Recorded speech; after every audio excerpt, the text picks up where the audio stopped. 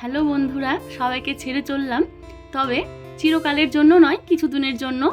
আমি শুভ আর ভাই, তো আমরা কোথায় যাচ্ছি, কি করতে যাচ্ছি সবটাই তোমাদের সঙ্গে শেয়ার করব। তার আগে দেখে নাও, আমরা কিন্তু মালদা রেল স্টেশনে ঢুকে পড়েছি। তো স্টেশনটা আগের থেকে অনেকটা সুন্দর করেছে, আমার বেশ ভালো লেগেছে। তোমাদের এখন কেমন লাগছে স্টেশনটা? যারা মালদা রেল স্টেশনটা দেখেছো তারা অবশ্যই কমেন্ট করে বলো। আমরা স্টেশনের মধ্যে ঢুকেও পড়েছি, আর ঢোকার পর দেখলাম আকাশের উপরে কি সুন্দর রামধনুর মতো হয়ে আছে, তো তোমাদের সঙ্গে একটু শেয়ার করলাম।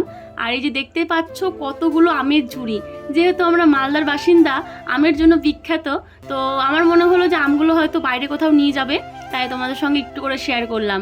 তোমাদের সঙ্গে কথা বলতে বলতে কিন্তু আমাদের ট্রেনটি স্টেশন থেকে ছেড়ে দিয়েছে, তো দেখা যাক কত দূর যায় না যায়, সবটাই তোমাদের সঙ্গে শেয়ার করব। একটু মনের মধ্যে কেমন কেমন ফিলিংস হচ্ছিল, যেহেতু কখনো মালদা ছেড়ে এতটা দূরে কখনোই যায়নি, তাই একটু মনটা খারাপ খারাপ করছিল। তো রাত্রি হয়ে গেছিলো বলে আমি, ভাই আরও 3জন মিলেই কিন্তু ডিনারটা সেরে নিচ্ছিলাম। তো প্রথম দিন আমরা বাড়ির থেকে খাবার নিয়ে এসেছিলাম চিকেন দিয়ে, তো আমরা সেটাই খাচ্ছিলাম। আর দ্বিতীয় দিন আমরা হচ্ছে ট্রেনের ক্যান্টিন থেকেই খাবার নিয়েছিলাম। তো যেহেতু আমাদের 2 রাত ট্রেনের মধ্যেই কাটাতে হবে, সেই কারণে কিন্তু আমরা বাড়ির থেকে বেশিটা খাবার নিয়ে এসেছিলাম। আর ওই যে দেখো নীলগাই, আমি কখনো নীলগাই দেখিনি, তাই জন্য তোমাদের সঙ্গে একটু শেয়ার করলাম। নীলগাই আর ময়ূর ছিল। আর দেখো আমরা কিন্তু কাশিধামে ঢুকে পড়েছি, তো সব কিছু আমার কাছে ফার্স্ট টাইম। আমি কখনোই এই লাইনটায় আসিনি, আর আমি তেমন বাইরে কোথাও যাইনি শিলিগুড়ি ছাড়া। তো একটু ভালোই লাগছিল, আর ট্রেনের মধ্যে অনেকটা বিরক্তও লাগছিল। তোমাদের সঙ্গে কথা বলতে বলতে কিন্তু আমরা অযোধ্যাতেও ঢুকে পড়েছি, তো বেশ ভালো লাগছিল। অযোধ্যায় ঢুকে মনের মধ্যে একটা কেমন যে ফিলিংস হচ্ছিল বলে বোঝাতে পারবো না। যদি আমাদের কখনো ডাকে, আমরা অবশ্যই আসব অযোধ্যায় আরও একবার। তো আমাদের যেহেতু অনেকটা পথ যেতে হবে, তাই নামতে পারলাম না। ইচ্ছা আছে যদি আসার সময় নামতে পারি তো অবশ্যই নামবো, সবই ভগবানের ইচ্ছা। ভগবান এখন কি করে ভগবান জানে। অযোধ্যা ক্রস করতে না করতেই দেখো রাম ভক্ত, তো দেখো ট্রেন থেকে সবাই খাবার দিচ্ছিল, আর বেশ মজা করে খাচ্ছিল। আর এই যে দেখো, এখন বলেই দিই আমরা কোথায় যাচ্ছি। আমরা যাচ্ছি দিল্লি। তো দিল্লি ঢোকার আগে দেখো ব্রিজটা কি সুন্দর লাগছিল।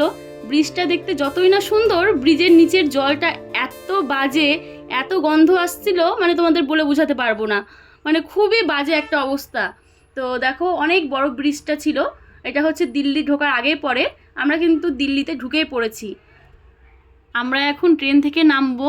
2 রাত 1 দিন বসে থাকতে যে কি বিরক্ত লাগছিল, এতটা জার্নি আমরা কখনোই কেউ করিনি, সবাই বিরক্ত হয়ে গেছিলাম। তাই জন্য আমরা কখন নামবো মনের মধ্যে খালি ছটপট করছি, কখন যে ট্রেনটা দাঁড়াবে। দিল্লি ঢোকার সঙ্গে সঙ্গে মনে হচ্ছে লাফ দিয়ে বেরিয়ে যায়। দেখো আমরা কিন্তু ট্রেন থেকে নেমেও পড়েছি, এখন আমরা স্টেশন থেকে বেরাবো। এই যে দেখো আমরা বেরাচ্ছি। এত ভারী ব্যাগ ছিল, ওই ট্রলিটা দেখছো যে ট্রলির মধ্যে আমই ছিল, গাছ থেকে আম পেড়ে নিয়ে গেছিলাম মাদের জন্য। আর এই যে দেখো আমরা কিন্তু রাস্তার দিকে চলে এসেছি, আর একটা অটো বুক করে নিয়েছিলাম। ওই যে আমাদের ট্রলিটা ওই কাগজটা নিয়ে গেল। এখন যাচ্ছি মায়ের কাছে, মায়ের সঙ্গে দেখা করতে।